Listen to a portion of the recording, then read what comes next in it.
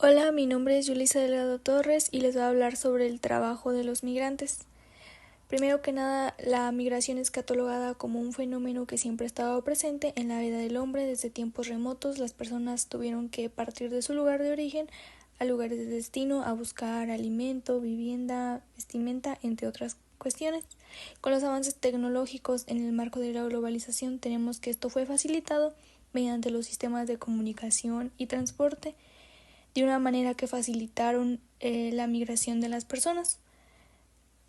Como tal, tenemos conceptos fundamentales como lo es el de migración, que viene siendo cuando el movimiento de una persona fuera de su lugar de residencia habitual, y por trabajo entendemos que es aquel trabajo digno y decente que protege la seguridad social, un salario remunerado, recibe también capacitaciones, se previenen los riesgos en el trabajo y hay un cierto respeto intrínseco entre los derechos colectivos de los trabajadores, así como una igualdad entre el trabajador frente al patrón.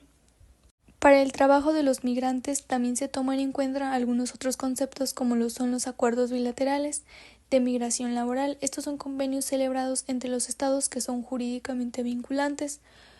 Otro sería la biometría, así como el perfil migratorio, que son conceptos en donde se ve las características de la persona que se va a integrar a cierto país para utilizarlos ya sea como su identidad, como la seguridad de expedición de pasaportes, visados y permisos de residencia, así como las necesidades del mercado laboral a fin de formular políticas migratorias con base empírica.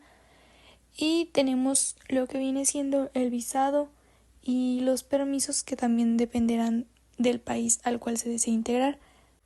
Un aspecto importante es que se considera migrante así se entre de una manera legal o ilegal. De los 169 millones de trabajadores migrantes internacionales, el 37.7% viven en Europa y Asia Central. El otro 25.6% vive en las Américas. Por consiguiente, en Europa, Asia Central y las Américas albergan conjuntamente el 63.3% de todos los trabajadores migrantes. Las regiones árabes y Asia y el Pacífico acogen cada cerca de 24 millones de trabajadores migrantes, lo cual es un total del 28.5%. En África viven 13.7 millones de trabajadores migrantes, que representan el 8.1% del total.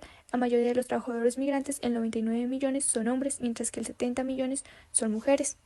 Se considera que las mujeres representan más obstáculos socioeconómicos, tanto discriminatorios de género y empleo, mientras que los jóvenes trabajadores migrantes de aproximadamente 25 años de edad aumentaron el 10% en 2019. Los trabajadores migrantes representan una parte muy importante en la fuerza laboral, ya que en numerosas regiones sus contribuciones son vitales a estos países, en sus sociedades, en sus economías, así como otros sectores esenciales y críticos como la asistencia sanitaria, transportes y servicios o agricultura.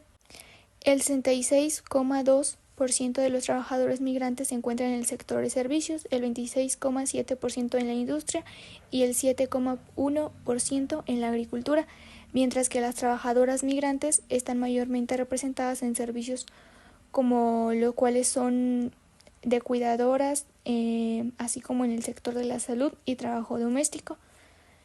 Estas son las que representan mayormente esta industria. Mientras que la economía mundial sigue dependiendo en gran parte de los trabajadores migrantes, mientras que estos siguen atendiendo y afrontando riesgos terribles que no pueden alcanzar su búsqueda de mejores oportunidades. La remuneración de los trabajadores migrantes en los países de renta alta es hasta una medida del 13% por debajo de sueldos de empleados nacionales, aunque en determinados países esta diferencia alcanza hasta un 42%.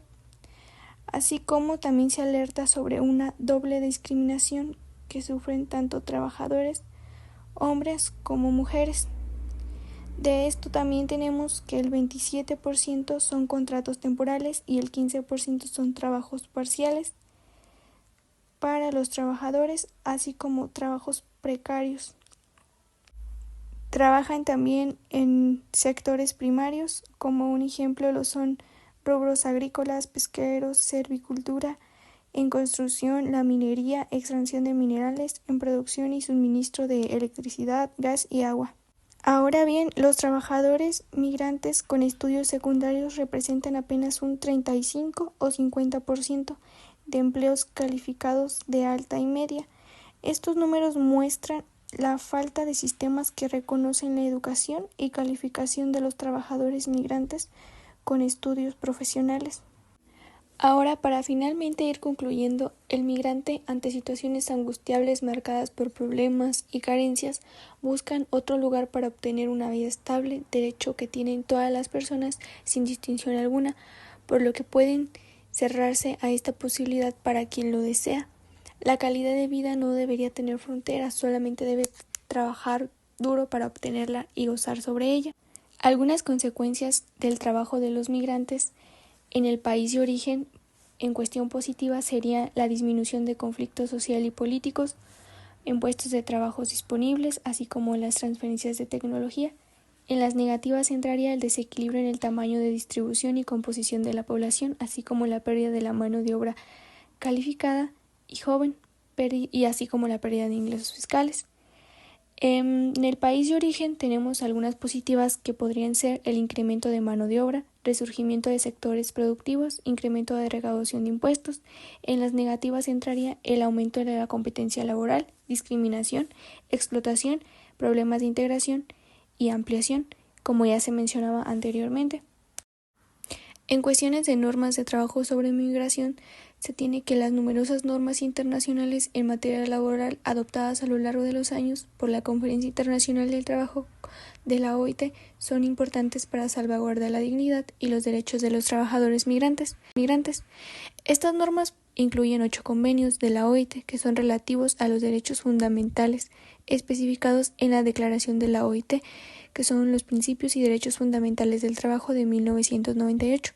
Las normas de aplicaciones generales, tales como las relativas de protecciones de salarios y a seguridad y salud en el trabajo, así como los convenios de gobernanza relativos a la inspección del trabajo, como la de la política del empleo y la consulta tripartita, y otros instrumentos que contienen disposiciones específicas de los trabajadores migrantes, tales como lo viene siendo el Convenio sobre las agencias de empleo privadas de 1997, el Convenio sobre los trabajadores y trabajadoras domésticos del 2011 y los instrumentos de seguridad social con los que cuentan estos. Es importante dar mención que la OIT ha protegido los intereses de los trabajadores ocupados en el extranjero, así como la regulación de la mano de obra migrante y la protección de los trabajadores migrantes mediante la adopción de los convenios, como se mencionó, el de 1949 y 1975. Bueno, eso sería todo de mi parte y como último comentario, quiero recalcar que sí, aún hay mucho trabajo por hacer para los trabajadores migrantes, ya que de acuerdo a los porcentajes que se mencionaron en el video de organizaciones como la OIT, la OIM y otras organizaciones internacionales, son bastantes los porcentajes en los cuales los derechos de los trabajadores no se están llevando a cabo y su trabajo no se está llevando a cabo de la manera más correcta y de manera que se les esté beneficiando y estén teniendo una mejor vida o esa transformación que ellos esperaban en el transcurso de emigrar. Incluso en el 2023, de acuerdo a la Organización Internacional de Migración, fue el año donde más muertes hubo en rutas migratorias a nivel global de todas las personas y rutas migratorias que existen. Bueno, eso sería todo.